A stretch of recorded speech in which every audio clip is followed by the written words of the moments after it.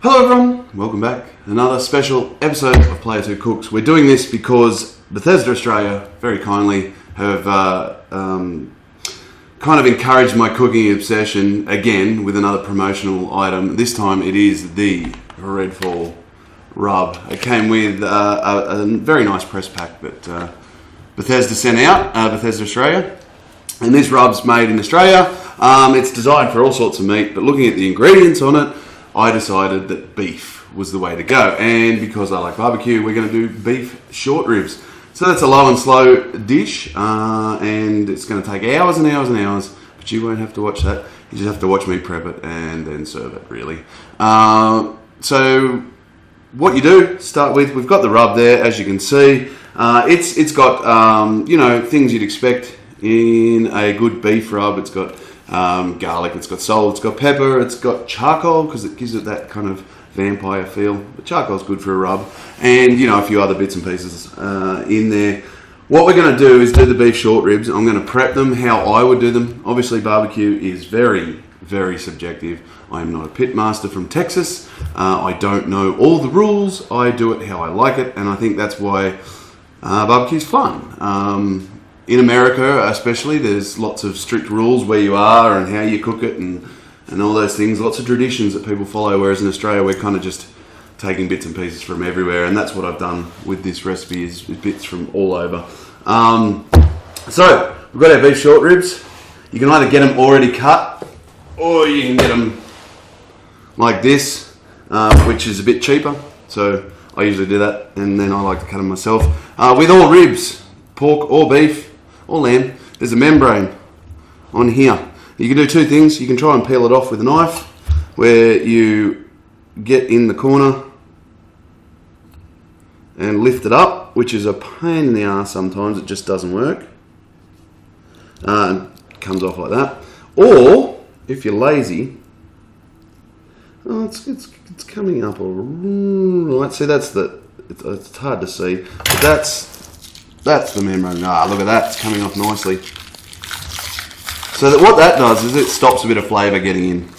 It's not particularly nice to eat, not that you're eating the back of the bone anyway, but you get rid of that.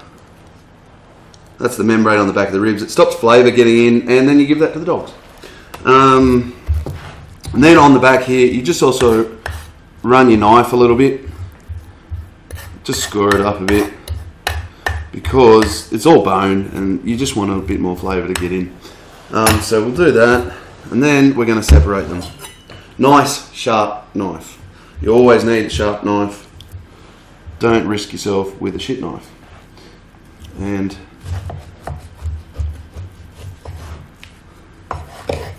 there you have it. One short rib. Now there's a bit of extra fat on this one, which I'm going to trim off a bit. But I don't want to trim too much because I'm cooking low and slow, right? So you want some fat in there because it'll melt and give the beef flavour. So any excess bits like that, you cut off. Once again, give it to the dogs. If you make sausages, or if you need something with a bit of fat content in it, burgers with lean mince or something like that, good stuff for that. So you can use that in your sausages. We'll do these.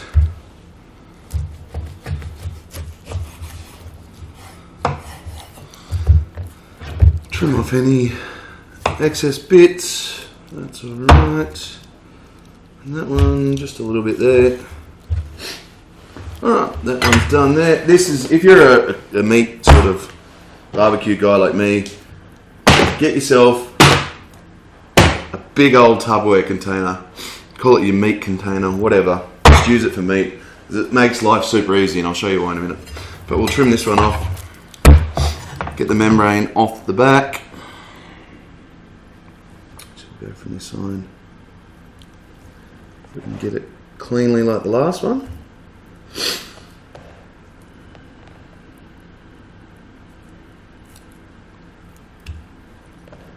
It's going to be difficult. If you can't get it, which sometimes you can't, sometimes it just sticks on, it's a pain in the ass. You can just score the hell out of the back of the, it'll do a similar thing, but we got it.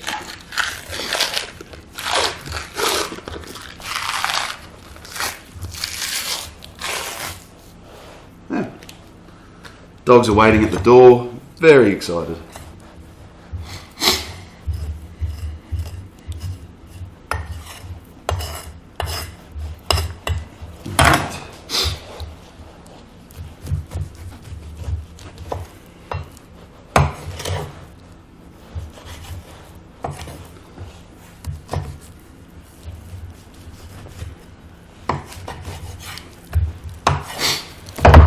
Right, let's see how they're going for fat. They're not too bad.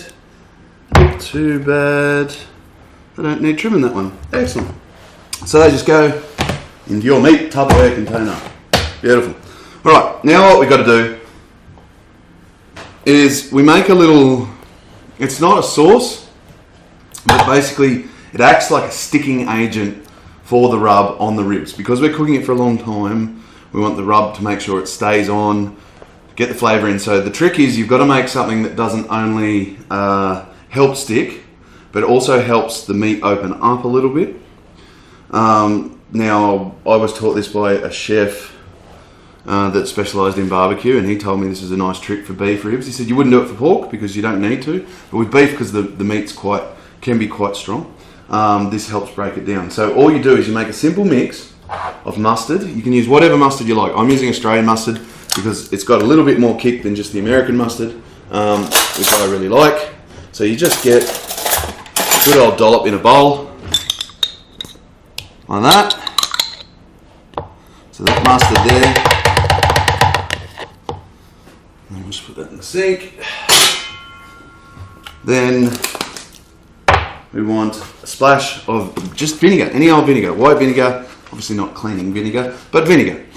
Just a splash, like that. That's all you need. And then, believe it or not, some honey. You can also use maple syrup. This helps it still stick. You don't need much. And then, there we are. Just like that. Now what you want to do is mix it all up. Just with a fork. So it's all mixed together. The honey will be sticky initially, but that vinegar will help break it down. This creates kind of like a honey mustard almost. But what it is you want it quite runny, you don't want it super thick, and you only want a thin layer on the beef. So if it's not quite, if it's too thick, that's a little bit thick, maybe. What we'll do is just put a bit more vinegar in. Then we just had an intrusion there.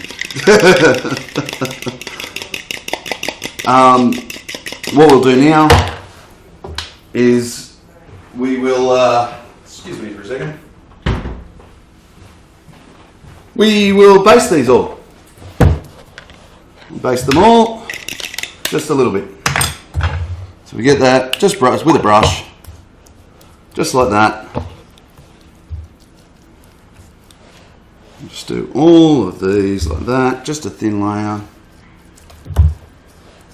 Put them like that.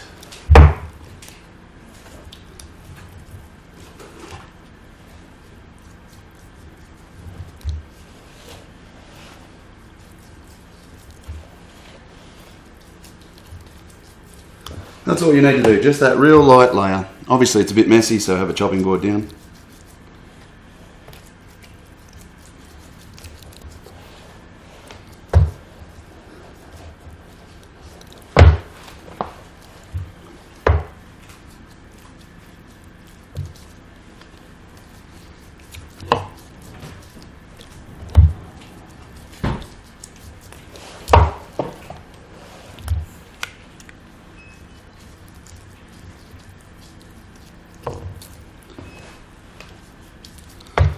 Nearly done.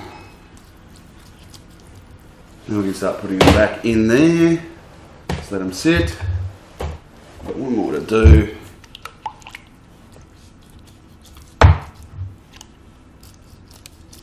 Making a mess everywhere, but that's alright. Try and get all the sides.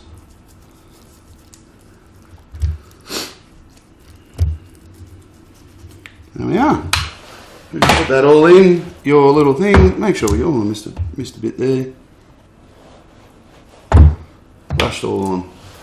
Beautiful. So we'll let that sit for a little bit while I just tidy up. And then, now, we get to use the rub. And this is where that very cool Tupperware container from Kmart comes in handy. So what we're going to do is just move that. Bring this into focus. We get our rub. I'm going to cheat, because that's what cooking's about, right? Cheating. If I can open the damn thing, all my fingers are slippery. Gonna have to get the knife.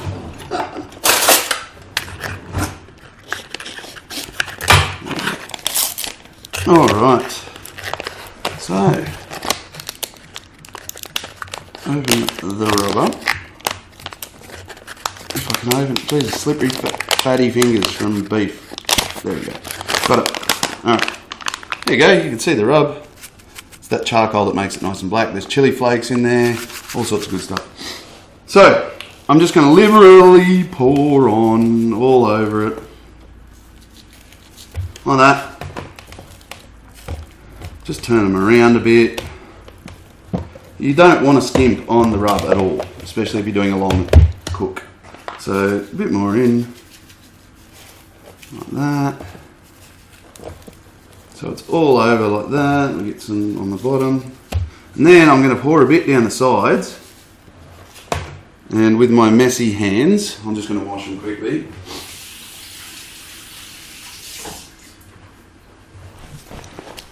Tea towel there. Is put the lid on. This is where our cheat part comes in. And shake. Get it all around there. Get it. Give it a good shake. If there's any missed, like there's a little bit on the end there that I seemingly have missed with the rub, so some here. So I'll just give that a stamp. Make sure you get a good coverage over stuff. Like I said, you don't want to skimp on the rub. Give it another good shake.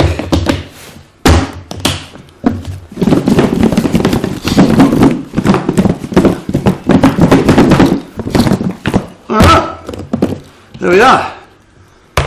Ribs rubbed and ready to cook. I'm going to leave them for a couple of hours to sit, soak in all that flavour, and then we're going to cook. Catch you then. Alrighty, we're ready to put it on the smoker. I've got the smoker, I'm using an offset smoker obviously. I've got it up to about 120 degrees or 250, 200-ish if you're using Fahrenheit. I've got it a little bit high at the moment because it'll drop some temp once I put the meat in and open it up, and then I'll settle it around that 120 degrees mark for the rest of the cook. So the ribs have been in the rub and the mix for 2 hours or so, and then we're just going to put these on. You can leave the ribs overnight if you want, it doesn't really matter. The longer it sits, the more flavour you've got. So I've got the ribs here. I'm just going to put them on the grill. Keep them nice and spaced. You don't want them too close to each other, and put the bone down obviously. So I'm just going to put them out like that.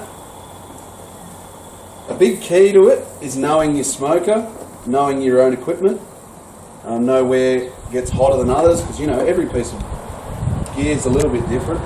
So I know this side's going to get hotter than this side, so I'll shuffle them around later. But there we are, that's them there, looking lovely and tasty. So I'm going to close that up, so that temp dropped down because I let all the hot air out. Now I've got some smoking chips. So I've been soaking these in beer because I like beer. But don't use good beer. Use beer that your dad brought over or something that you don't like 4X or something like that. Don't use a good beer. And then soak them in the wood in that, because it means it burns slower. You get a bit better smoke. So it's going straight in. I'm just using, this is enough, more than enough for a 6-hour cook. You don't need a lot. So I've got a piece of oak and a piece of hickory that I'm going to throw in. Just leave them there like that, in the smoking box. Bob's your uncle. Now we're going to leave it for an hour, and then we'll be back. We'll baste every hour with a mixture, which I'll show, and then we'll go from there. Alright, I thought I'd show. It's hard to see on the camera, but that smoke's coming out nicely out of the chimney there. And that's a good sign. You want a nice clean white smoke. If there's any discoloration in it, could be bad wood or something in the fire pit. Thought I'd show you a quick look at all the cooking gear that is in my backyard, which is ridiculous. So yeah, there's the pizza oven, wood-fired one. There's the normal barbecue, and then I've got the ceramic egg up there, which is great, all-rounder. Not the best for brisket and beef, but everything else, it's the bomb. And then we pan around to the other bit of cooking gear I use, which is my fireplace there, which you can only see the back of, and then the dog's there helping out. Alright, we'll be back in about an hour to baste these ribs. Alrighty, it's been an hour, so we're going to do this process every hour on the hour for the cook. It's a basting process. So the baste that I'm using is essentially the same thing we put under the rub earlier, just it's made a bit runnier. So I've also I've added a bit of water to the honey, mustard and vinegar mix just to make it runny. And I've also added some of the Redfall rub to it as well, just to keep that flavour profile going through and we don't rub any off. So there's a bit of that rub in there as well, just to mix it up. And we're just going to baste it on. Oops, almost dropped the fork. In the meantime though, I mentioned Good Beer, not using Good Beer, so don't use Benspoke. And I would really like a sponsorship from Benspoke. That'd be good. If Benspoke watches this, hey, #1 fan, local boy from Canberra, I'll support you any day. So reach out. Anyway, go to the ribs. Look at them now, look at that. Look at them. They look good, don't they? Starting to pull away from the bone. Look at that. So we're going to baste up.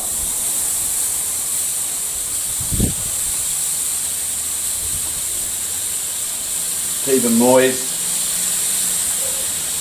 I'm actually going to shuffle them around a bit.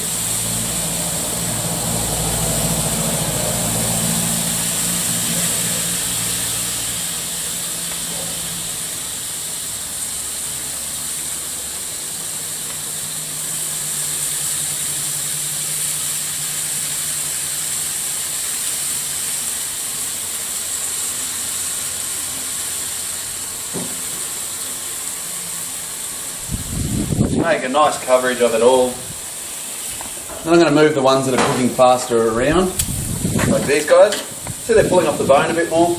It means they're cooking a bit faster. So I'm just going to shuffle them up to a cooler part of the smoker.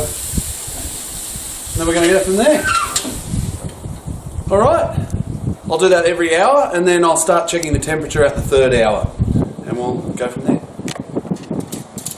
Excuse any noise in the background, there's some guys across the road doing some construction work at this late at night on a Saturday, but that's fine. We're about ready to wrap, so I'm going to put them in this tray, bring them over, wrap them in foil, wrap them in towels, then leave them until dinner's ready, which is about 2 hours. The longer you can leave them up to 3 hours in an esky wrapped in a towel, no worries at all. It'll retain the heat, keeps all that moisture in, and makes for a better bite. So we're here, all the bones falling in. Look at that, people. Oh, yeah, that's so good. Yeah. Look at that. Oh, yummy. So, just got to put these in. Even though some of them still got the bone on them, one doesn't. It just fell off, or they're all falling off. That's great. So we're just going to bring it over here. I'm going to wrap two each in foil.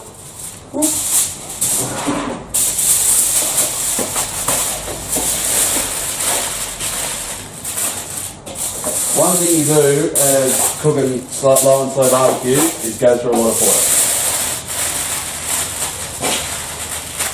And one more over the top.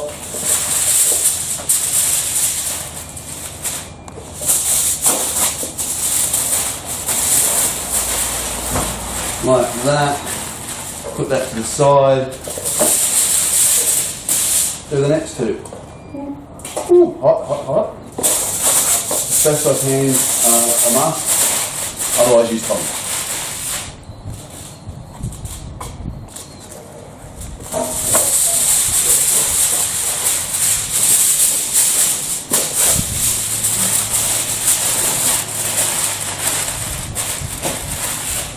more piece.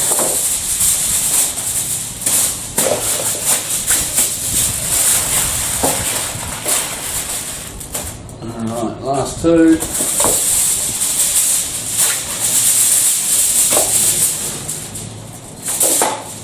Hot. Oh, there's that juicy one. That came off the bone.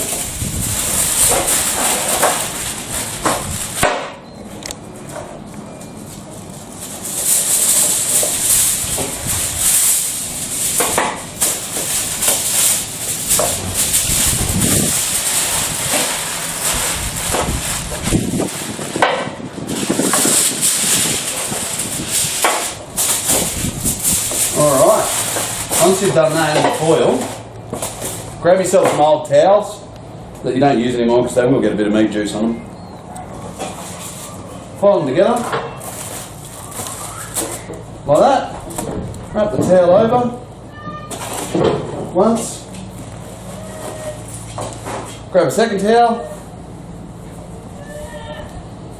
Do the same thing.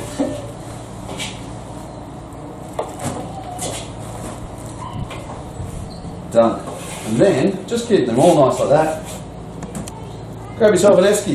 Now, I have a dedicated meat esky. This is only used for meat, it's not used for your beers. I've got a better one for beers. This is an old esky that's not used anymore, but perfect for barbecue and keeping things warm while they rest. Just wrap in the towels, in the esky you go. Lid on, and that will stay warm for at least 3 hours. That will stay at eating temperature. Don't need to do anything else. Once you're done, pull them out, serve them up.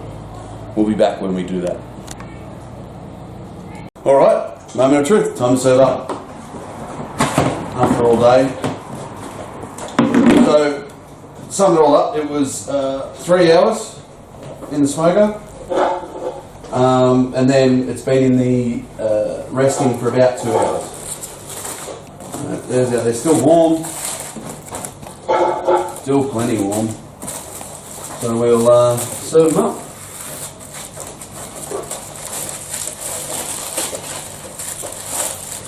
That's why I said you use old towels, because you will get a bit of leakage.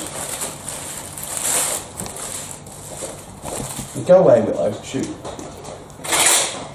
Funny the dog comes over for barbecue. There we are.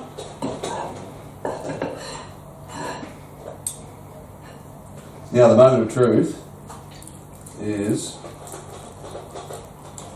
that. See how they go.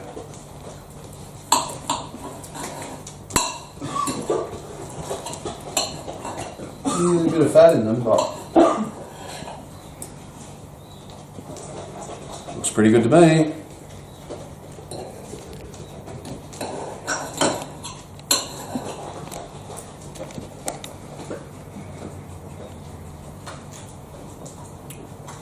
Rub's good, got a lot of spice in it. It's nice. Thanks Bethesda, thanks Redfall for sending the rub over, thanks to SmokeyQ for making it. Make sure you head over and check it out if you can. You can buy it from their website. That's another episode of Player 2 Cooks. Bye. Easy.